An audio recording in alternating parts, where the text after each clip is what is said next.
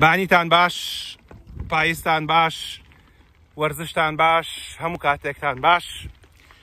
لەناو دیمەنی بەرەبەیانی سنەوبەرە دڵڕفێنەکانی چیای گۆیژە لەگەڵ کاک جەبار ئەحمەدی هاوڕێمە سڵاوتان لێبێ. ئەمڕۆ 6/11 2020 بۆ زۆربەی زۆرتان وەکە ڕۆژێکی تر ڕۆژێکی ئاساییە، بەڵام بۆ من و ئەوانەی کە لە منۆ نزیکن ڕۆژێکی تایبەتە، چونکە ئەمڕۆ ڕۆژی لەدایکبوونی منە. هەموو ساڵێکی من بە خۆشی و هەموو ڕۆژێکی ئێوەش بە خۆشی هیوادارم هەر دڵشاد و سەرفراز و کامەران بن.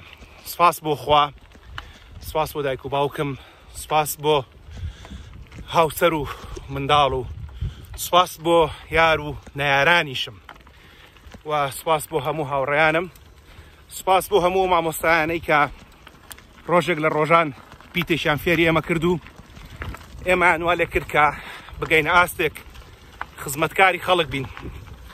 سپاس بۆ ئەو بەڕێزانەش کە متمانەیان بە ئێمە کرد و لە چارەسەرەکانی ئێمە سوودمەند بوون. سپاس بۆ بەڕێزانەش کە بینەری بەرنامەکانی ئێمە بوون و ژیان و کاتەکانی ئێمە و بەرهەمەکانی ئێمەیان جوانتر کرد. هەتا زۆر سپاس، سڵاوتان لێبێ. هەتا ئەو ڕۆژەی کە خودا نیعمەتی لەش ساغی داوە، خودا یار بێ و ئەڵڵا یاری ئێوەش بێ، لە خزمەتکردنی ئێوە بەردەوامە بین. ئەو ڕۆژەش کە خودا نیعمەتی لەش ساغی لێ وەرگرتینەوە، هەتا ئەو ڕۆژەی ئیمان و مێشکمان ساغ بێ، لە دوعا خێرەکانمان ئێوە بێبەش ناکەین.